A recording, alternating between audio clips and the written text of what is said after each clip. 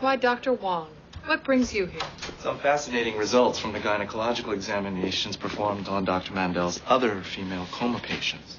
These are forensic pictures taken with a colposcope of the uterine walls of your patient, Audrey Logan. Give it a shot.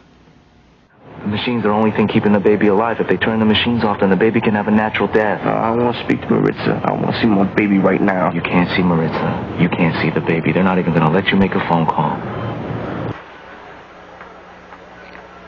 Serving my country faithfully is reward enough, Excellence. You're pregnant. Yeah, I am. Oh, my God. That's so much. Mother of the bread and the movie. Get out of town. Oh, muzzle up, Mrs. Bond. And guess what? What? Annie's pregnant too. Oh, no. I didn't hear that. Mother and daughter are pregnant together. Everybody has to poop, and that's for me, and I think you. George Bond. I really applaud the corporation for getting on the bandwagon of trying to kind of peel the onion and get to the real part of what it means to be a diverse company and to celebrate diversity and to do that. And there's always further to go.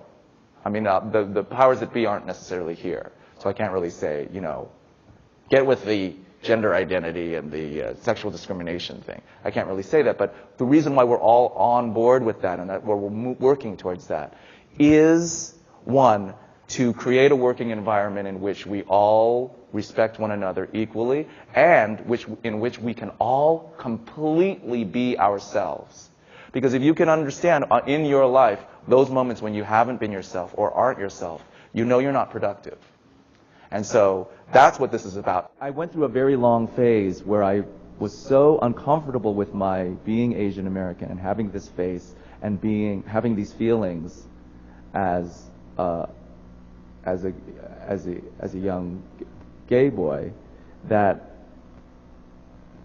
I spent a lot of time wishing that I was not. I mean, this is a very normal kind of thing. I'm wishing that I could have some kind of operation or to change myself in some kind of way.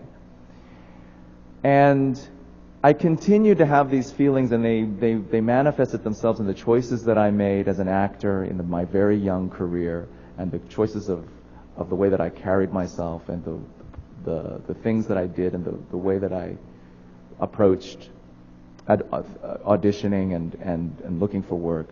And I was a rather confused and uncomfortable individual. I had an innate talent for performing, and I was generally regarded as talented by most people that I encountered in my business, to my satisfaction. But I also felt really uncomfortable with these two parts of myself. And they were the two fundamental parts of myself that made me exactly who I am. The two things that actually I think are the greatest things about who I am. But at that point in time, they were the things that were standing in my way of attaining this dream of being an actor. We were planning the book tour for this incredible, wonderful event in my life. And there was almost one moment in my life where I realized that there was no more halfway. That I was going to go to a bookstore in Las Vegas, Nevada, and I was going to talk about this book. And there was no way to talk about this book and change my partner's name to Agatha or something like that. You know, there was just no way that I could mince words or change the story or alter it to suit my comfort level. There was none of that. And it was amazing and fantastic, because cold turkey, I became not halfway anymore. I became a person who could say whatever he wanted about it. And I did so with great joy. And it came from the journey that I have told you a little bit about, of being a young person, confused and kind of finding my way through and feeling unhappiness and discomfort from that halfwayness. And it also came from the love and joy that came from being a parent. And that love and joy was no longer compromising, and the life or death situation that we experienced. There was no more any kind of, well, gee, I don't know if I should tell that person, or I don't know that, or whatever. It was just like, what is the problem? This is who I am, and I am great, and I'm happy. And so, yes, this is who I am. This is okay.